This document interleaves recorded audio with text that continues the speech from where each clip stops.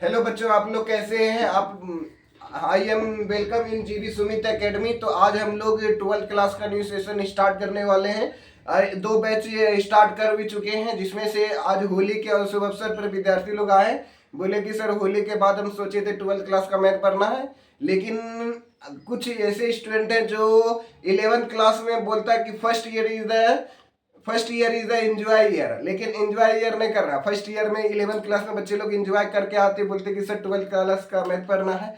तो हम आप लोगों को 12th क्लास का मैथ पढ़ाएंगे बहुत बहुत शानदार और लाजवाब तरीके से। आप लोगों को डोंट वेरी, टेंशन नहीं लेना है।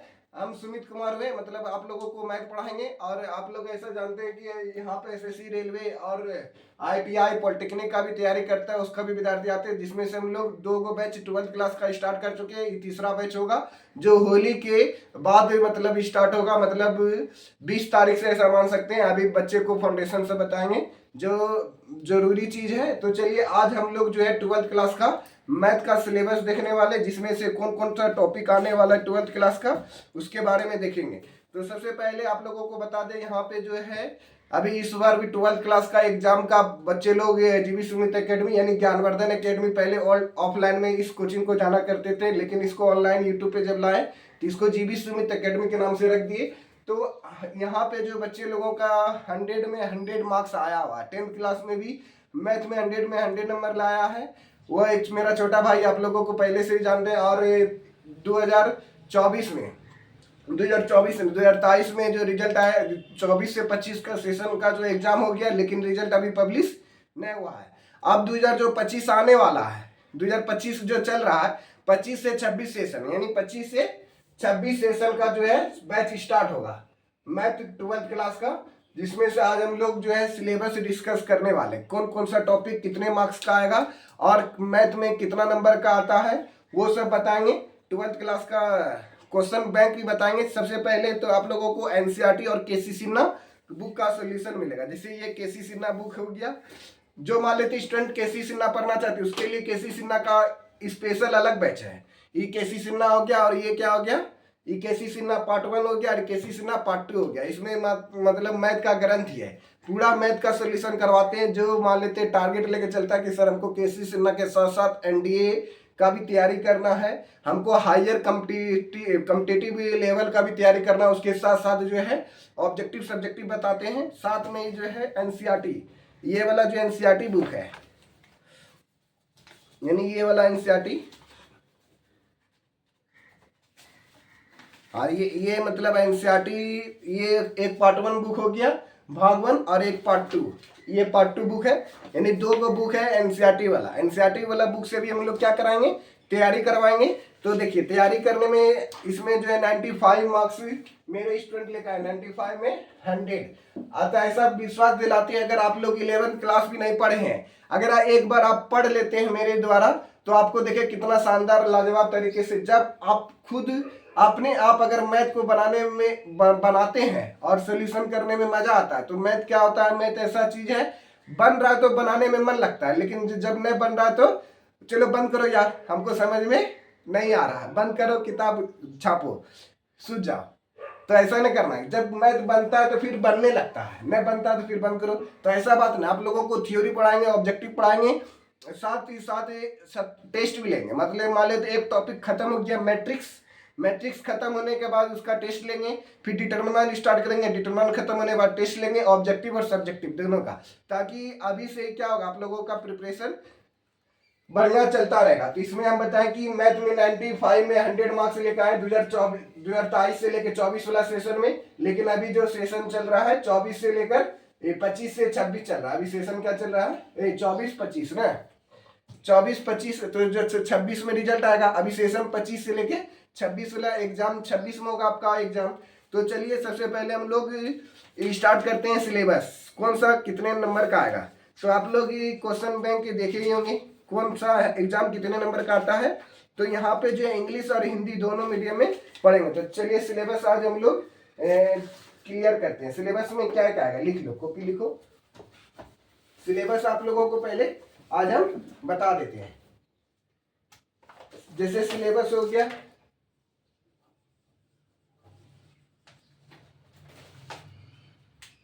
सिलेबस में सिलेबस SYLLABUS सिलेबस। सिलेबस तो हिंदी जानिए ना, सिलेबस मतलब क्या होगा, जैसे रिलेशन एंड फंक्शन।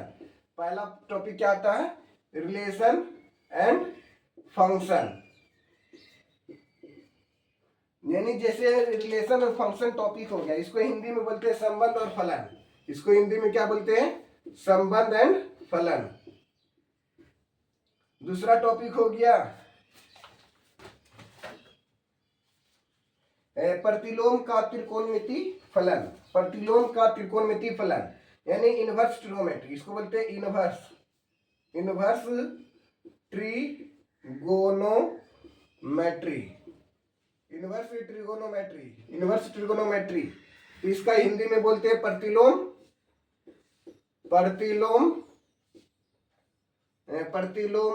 त्रिकोणमिति फलन।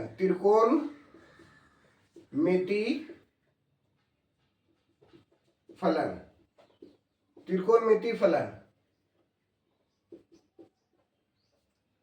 तीसरा नंबर हो गया आव्यूह, जिसको हम लोग मैट्रिक्स बोलते हैं। आव्यूह क्या हो गया, मैट्रिसेज। MATRICS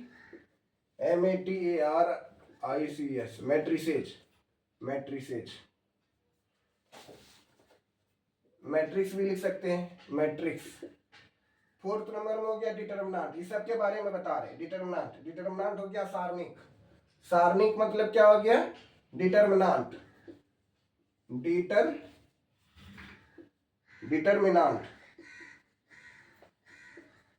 ये 4 टॉपिक अभी बोर्ड पे लिखे हैं, तो ये सबको बारे में डिटेल से पढ़ाएंगे। डिटरमिनेंट हो गया, लिख लिए सब। अरे वाह, बच्चा तेज है लिखने में तो। चलो उसके बाद ये देखो 5वां नंबर में है सांतत्य और अवकलनीयता।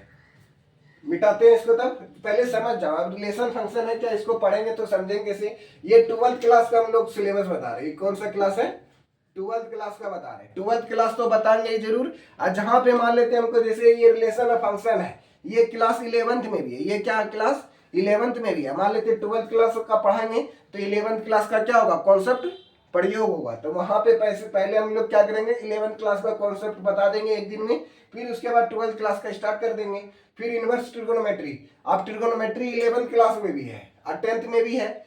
जैसे ट्रिगोनोमेट्री में ऐसे आपसे एक क्वेश्चन पूछते हैं, देखते हैं ऐसे। चलो अभी तो पढ़ाई कुछ नहीं, तो पूछेंगे सर, मेरा पूछने का भी लाजिम नहीं बनता है। पढ़े ट्रिगोनोमेट्री। ऐसे ट्रिगोनोमेट्री में कौन सा त्रिभुज का प्रयोग होता है, बताइए। कर्ण वाला। हाँ, मतलब कौन सा त्रिभुज, जैसे 3 गो त्रिभुज होता है, समबाहु त्रिभुज यानी समकोण त्रिभुज, न्यूनकोण त्रिभुज और अधिकोण त्रिभुज। इसमें कौन सा त्रिकोणमिति में कौन सा त्रिभुज लगता है, बिल्कुल सही, हाँ समकोण त्रिभुज। हाँ यानी h² बराबर p² प्लस b² लगता है ना, ये वाला। हाँ तो ये वाला लगता है, बिल्कुल सही, बच्चा जान रहा है। यानी इसमें समकोण त्रिभुज लगता है, यानी राइट एंगल ट्रायंगल लगता है। तो ऐसे हम बेसिक वाला, ये बेसिक क्वेश्चन है, ये तो लॉलीपॉप क्वेश्चन है। ये कौन सा क्वेश्चन है, लॉलीपॉप। ये तो बच्चा सब जानने करता है, जब पढ़ाएंगे तब पूछेंगे। मैट्रिक्स बहुत ही इजी टॉपिक है, ये अलजेब्रा में आता है। ये क्या आता है, ये दोनों टॉपिक को एक साथ पढ़ाएंगे। फिर ये टॉपिक हो गया, इससे 10 मार्क्स का आएगा। इनवर्स ट्रिग्नोमेट्री, इससे 15 मार्क्स का आता है। इसे भी 15 नंबर का आएगा। फिर आपका कैलकुलस, जो बहुत ही, हाँ अब यहाँ से कैलकुलस स्टार्ट हो जाएगा। यहाँ से क्या होगा, अब अगला टॉपिक कौन आएगा, कैलकुलस, जो मैथ का बादशाह कहा जाता है। और कैलकुलस का पिता कौन है, father of the calculus, Newton. Father of the calculus कौन है, न्यूटन है। न्यूटन का नाम सुने कि नहीं, न्यूटन ने बहुत सारा कार्य किया है। तो फादर ऑफ द कैलकुलस कौन है, न्यूटन है। Calculus father of the Newton कहलाता है। और यहां से आपका टॉपिक स्टार्ट होता है कैलकुलस का। यहां से क्या हो गया, कैलकुलस स्टार्ट हो गया। कैलकुलस जिसको हिंदी में कलन बोलते हैं, इसको हिंदी में क्या बोलते हैं, कलन। Father of the calculus, father of the calculus, father of calculus,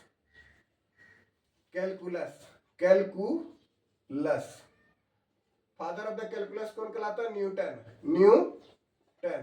father of the calculus कौन कहलाता है, न्यूटन कहलाता है। Father of the calculus Newton. English समझ में आ रहा कि नहीं? FATHER father of cal, CL cal, CULUS calculus, father of the calculus कौन हो गया? न्यूटन हो गया। अब यहां से जो अकेला मैथ का अकेला बाप है, ये क्या है? मैथ का अकेला बाप इसको कहा जाता है। अगर ये समझ में आ गया तो पूरा आपका जो है 50 मार्क्स इसी से आ जाएगा। 50 मार्क्स किससे आएगा? 40 से लेके 50 मार्क्स इसी से आ जाता है। क्या कि अब एग्जाम होता है 200 नंबर का। अब एग्जाम कितना नंबर का होता है? 200 मार्क्स का। 200 में 100 नंबर लाना है। क्या आप नहीं ला सकते हैं? 200 में 100 नंबर लाना है। कितना लाना है? जैसे 10th में भी क्या होता है, अब जैसे 10th का एग्जाम दिए होंगे तो के को क्वेश्चन था मैथ का, ऑब्जेक्टिव वाला के को क्वेश्चन था, 100 को क्वेश्चन था, उसे बनाना के को है 50 को बनाना है। 2 नंबर वाला के को क्वेश्चन होता है 22 क्वेश्चन होता है, बनाना के को है 11 को है। उसी तरह से 5 मार्क्स का के को क्वेश्चन होता है, 5 मार्क्स का के को क्वेश्चन होता है तो 8 क्वेश्चन होता है, बनाना के को इसमें 4 को। देखो अब कितना इजी है, 12th क्लास बहुत इजी है। डरना न है, डरना न, आवाज बोलो, डरना न है। क्यों नहीं डरना? क्योंकि 200 नंबर में 100 नंबर लाना है, बिल्कुल ला लेंगे। टेस्ट होता है 200 लेकिन नंबर लाना कितना? 100। इसका मतलब क्या हो गया? 100 बटा 100 आप इजी रूप से ला सकते हैं। 50 क्वेश्चन तो बनाना है, 100 में 50 क्वेश्चन बनाना है। 1 से लेके 100 तक ऑब्जेक्टिव होगा, उसमें 50 को बनाना है। आपको क्या करेंगे, जो जो टॉपिक पढ़ाते जाएंगे उसका ऑब्जेक्टिव भी सोल्यूशन करते जाएंगे। फिर टेस्ट भी लेंगे बाद में। टेस्ट लेना तो बाद की बात है, लेकिन पहले मेरा पढ़ाने का पूरा तरीका पूरा पढ़ा देंगे, पढ़ाने के बाद हम टेस्ट लेंगे। तो कैलकुलस यहाँ से स्टार्ट हो जाती है। इसमें कितना नंबर आएगा? 40 से 50 मार्क्स केवल इसी से आ जाता है। 40 से 50 मार्क्स केवल इसी से आता है। जैसे कैलकुलस में वो क्या? सांतत्य है, सांतत्य यानी पहला टॉपिक क्या है? सांतत्य और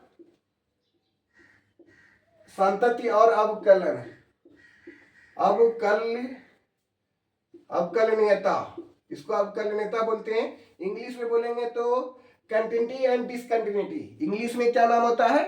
कंटिन्यूटी एंड डिसकंटिन्यूटी। इंग्लिश नाम नहीं लिख रहे अभी। क्वेश्चन नंबर देखो 6 आ गया, अवकलज के अनुप्रयोग, अवकलज के अनुप्रयोग, ये सब टॉपिक का नाम है, अनुप्रयोग। और आपका सिलेबस जो है, मैं ऐसा मानती हूँ कि दुर्गा पूजा तक में खत्म कर देंगे। दुर्गा पूजा से पहले खत्म कर देंगे, उसके बाद क्वेश्चन बैंक की स्टार्ट करेंगे। क्वेश्चन बैंक का एक क्वेश्चन सोल्यूशन करवा देंगे, ताकि क्या होगा, ऑब्जेक्टिव और सब्जेक्टिव दोनों मदद मिलेगा।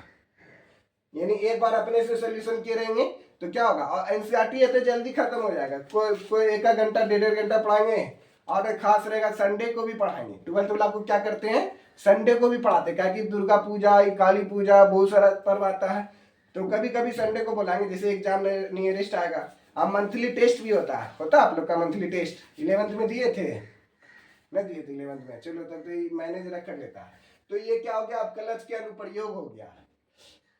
चलो ये पहला पार्ट खत्म हो गया, पहला बुक क्या हो गया, खत्म हो गया। अभी कैलकुलस यहाँ से स्टार्ट हो गया है। कैलकुलस अभी समाप्त ना हुआ, ये 2 पार्ट कैलकुलस का था, और तीसरा पार्ट देखो कैलकुलस का।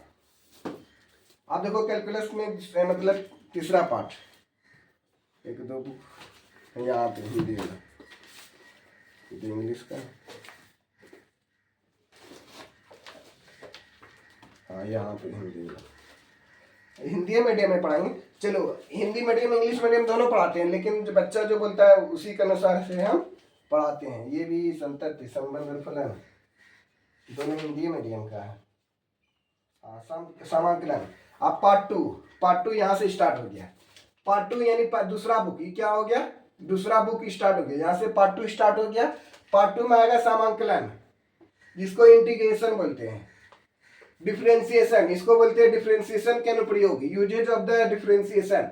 यहाँ पे डिफरेंशिएशन भी आएगा। यहाँ पे क्या आएगा, डिफरेंशिएशन, जो फिजिक्स में कभी कभी ऐसा प्रयोग होता है, dx बटा dx, ऐसा वाला पढ़े, dx बटा dx का वैल्यू कितना होता है, 1 होता है। फिजिक्स में भी यूज हुआ है। आप देखो समाकलन, जिसको हम लोग समाकलन, कलन मतलब क्या बताए, कलन माने कैलकुलस, कलन माने कैलकुलस। देखो कलन है ना, कलन, ई लोनो है, कलन, कलन माने कैलकुलस। ये समाकलन हो गया। इसका इंटीग्रेशन इंग्लिश में बोलते हैं इंटीग्रेशन। ये क्या हो गया, इंटीग्रेशन हो गया। फिर उसके बाद चैप्टर नंबर 8, चैप्टर नंबर 8 में बोला जा रहा है समाकलन के अनुप्रयोग, समाकलन के अनुप्रयोग, समाकलन के अनुप्रयोग हो गया, समाकलन के अनुप्रयोग हो गया।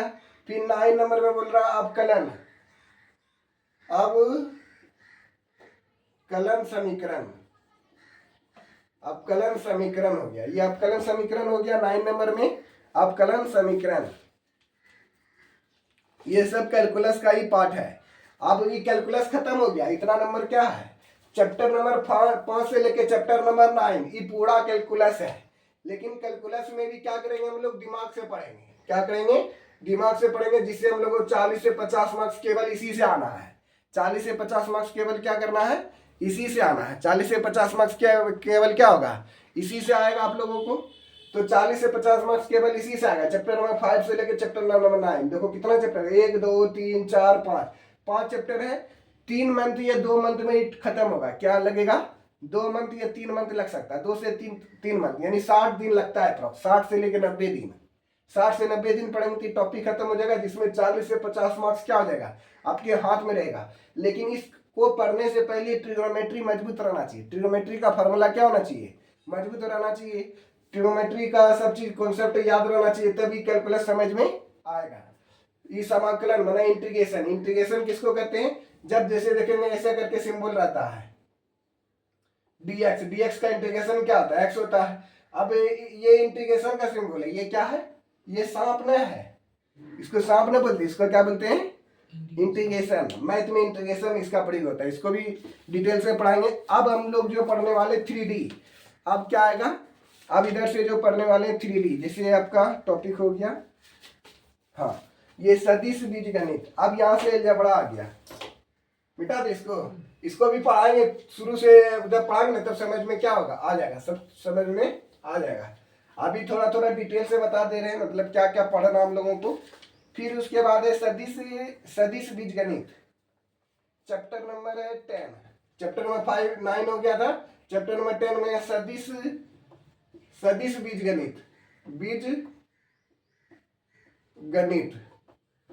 सदिश बीजगणित हो गया, सदिश बीजगणित हो गया। चैप्टर नंबर 11 में क्या हो गया, त्रिविमीय ज्योमेट्री, त्रिविमीय ज्योमेट्री, ये चैप्टर नंबर 11 हो गया, जिसको हम लोग 3D बोलते हैं। इसको क्या बोलते हैं, 3D। चैप्टर नंबर 12 में क्या है, रेखिक प्रोग्रामन, यानी लीनियर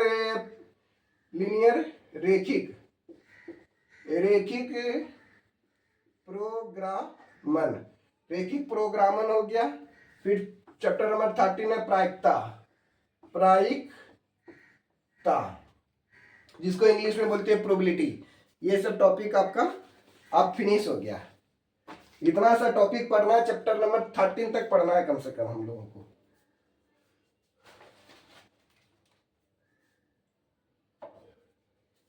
लिख लो।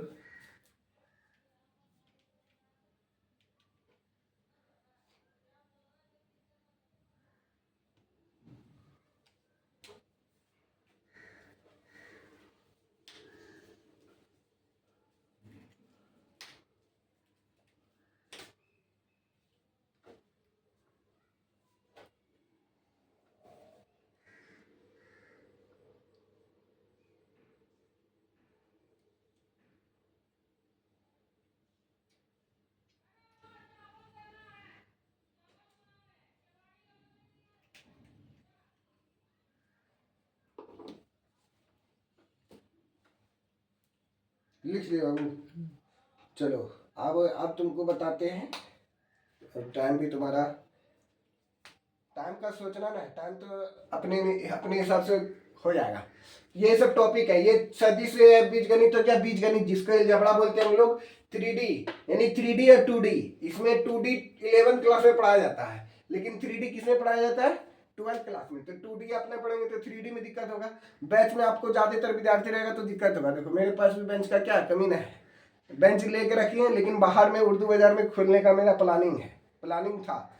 अब तो जगह न मिल रहा, जगह जैसे मिलेगा तुरंत खोल लेंगे हम, या आपके तरफ मिलेगा तो उधर भी गली पे बहुत ज्यादा चलेगा, नया टोला में। फिर उसके बाद 3D हो गया, रेखिक प्रोग्राम, लीनियर प्रोग्राम, प्रायिकता अपना प्रोबेबिलिटी हो गया। ये सब टॉपिक हम लोगों को कल से पढ़ना है। ये सिलेबस हो गया, जिसमें से 100 नंबर इस अभी देखो ये सब इजी टॉपिक है, ये सब क्या है, इजी टॉपिक, पढ़ने में बहुत ही मजा आएगा। तो ये सदिश बीजगणित हो गया, 3D ज्योमेट्री, रैखिक प्रोग्रामर, अपराहिकता, ये जो 11th क्लास ने भी पढ़ा है वो भी पढ़ लेगा। जो क्लास 11 बढ़िया से नहीं पढ़ा है, ज्यादातर फोकस वही करता है कि हम यही वाला पढ़े। और ये नंबर है स्कोरिंग नंबर, मार्क्स को स्कोर कर देता है, मार्क्स को क्या कर देता है, बढ़ा देता है। और जो कैलकुलस है, कैलकुलस तो पिता है, गणित का क्या है, पिता है, father of the calculus Newton हो गया। तो इसमें से जो है इजी टॉपिक है, इसमें मार्क्स क्या होगा, बूस्टर होगा। मैट्रिक्स डिटरमिनेंट, ये भी बहुत इजी टॉपिक है।